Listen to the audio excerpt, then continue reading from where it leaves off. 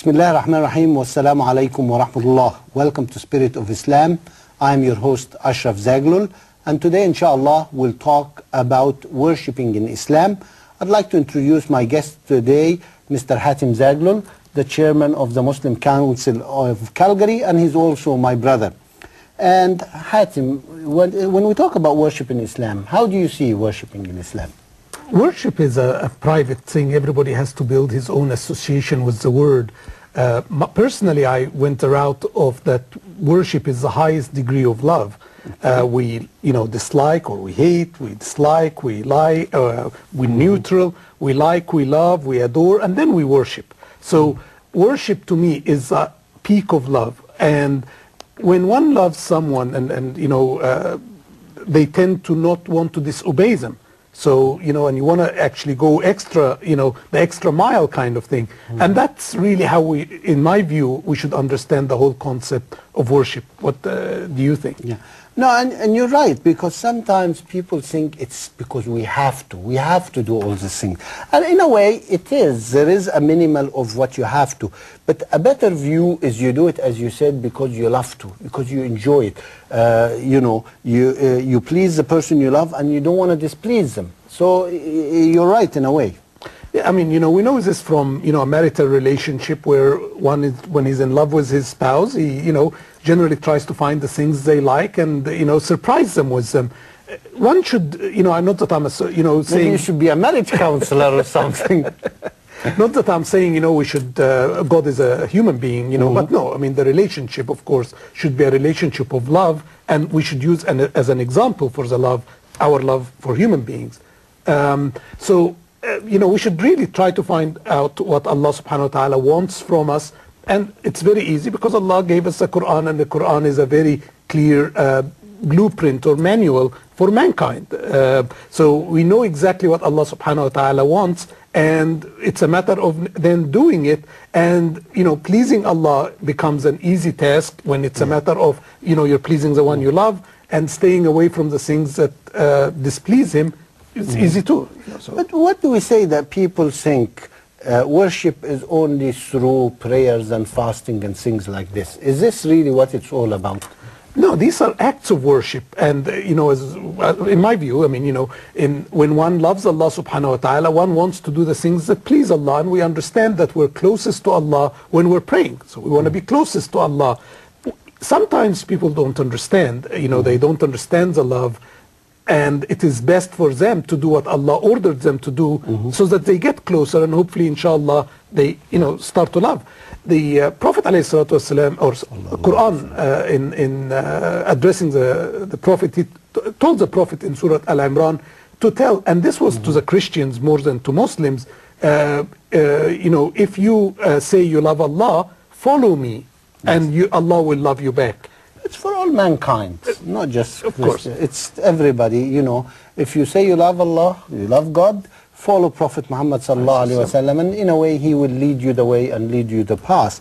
And this is, the issue is, when we look at what Allah subhanahu wa ta'ala loves, and yes, we know the prayers and the fasting, but also He has asked us to help, like we talked in our previous show, about spending for the sake of Allah. He's asked us about, one of the things that really touched me, the hadith of Prophet Muhammad sallallahu alaihi wasallam, which says the best thing that could get you the most blessings, the most sawab, and the thing is to go to help somebody else.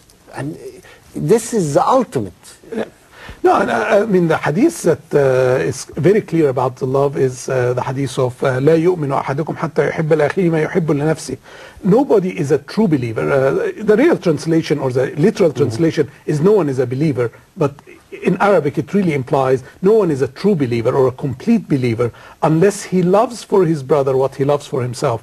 And scholars have generally agreed that the brotherhood here is mankind, not Muslims to Muslims. It's really loving all of mankind and wishing for everybody what you wish for yourself, both of material things and of things for the hereafter. Spiritual. Yeah. So what do you think? Yeah, and that's it's very important. Like this hadith, some people say it is 25% of Islam, meaning you have to, anything you do, whether you're buying something. If you want a promotion, you think of the guy next to you that maybe he's working hard too and he deserves a promotion. Whatever it is, something you love for yourself, you want for the best for your family, you have to look at your neighbor or somebody else and say they want the same.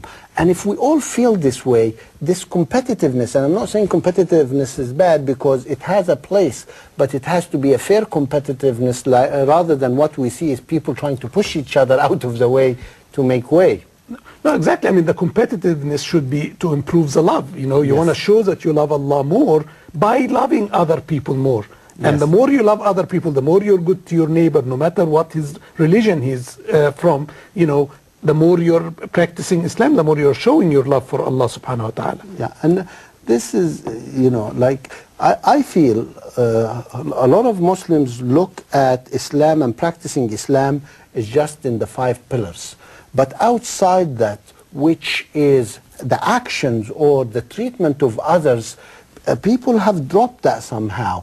And, you know, and yet I feel it's one of the most important things. Like if we look at Prophet Muhammad sallallahu alaihi wasallam, before he was sent as a messenger, he was known to be as-sadiq al-amin, the honest and trustworthy. So these are basic characteristics you need.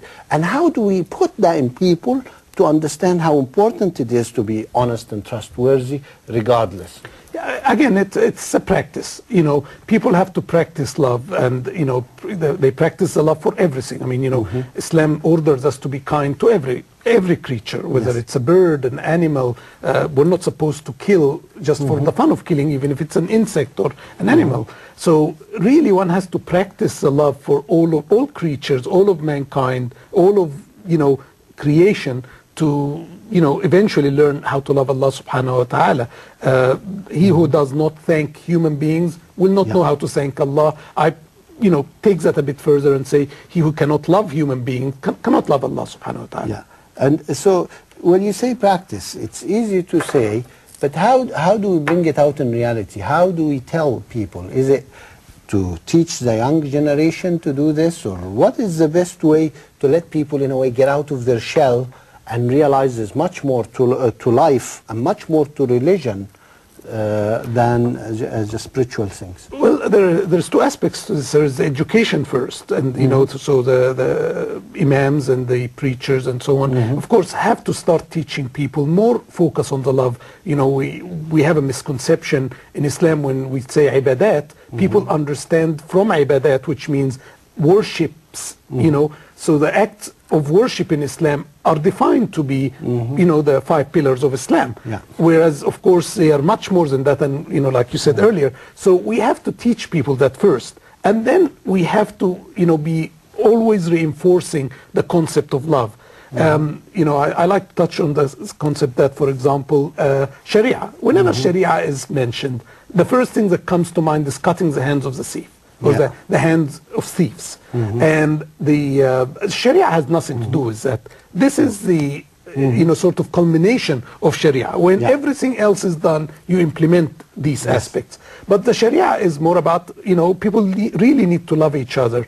And what do you think of that angle? Yeah, and it's very important because, in a way, Islam is a complete religion. And as we always say, you can't take it a la carte. And some people, as you mentioned, when you mention Islam, they want a la carte, they want to pick 1 or 2 items and leave the whole thing. And just, you know, Islam being a full package, you have to take the full package. And even it tells us in the Quran, you cannot take a part and leave a part, and those who does this will be punished. Because, you know, if you want the best, you follow the whole package.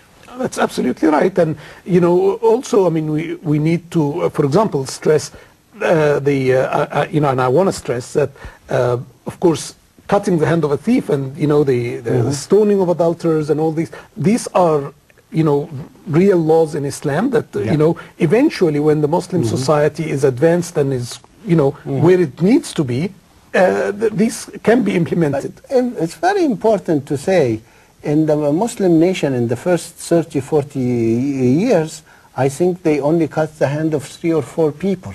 So it's not as people imagine every day there is a ceremony of, because first of all it's a society of welfare where they're providing for everybody, everybody cares, so you don't find people stealing.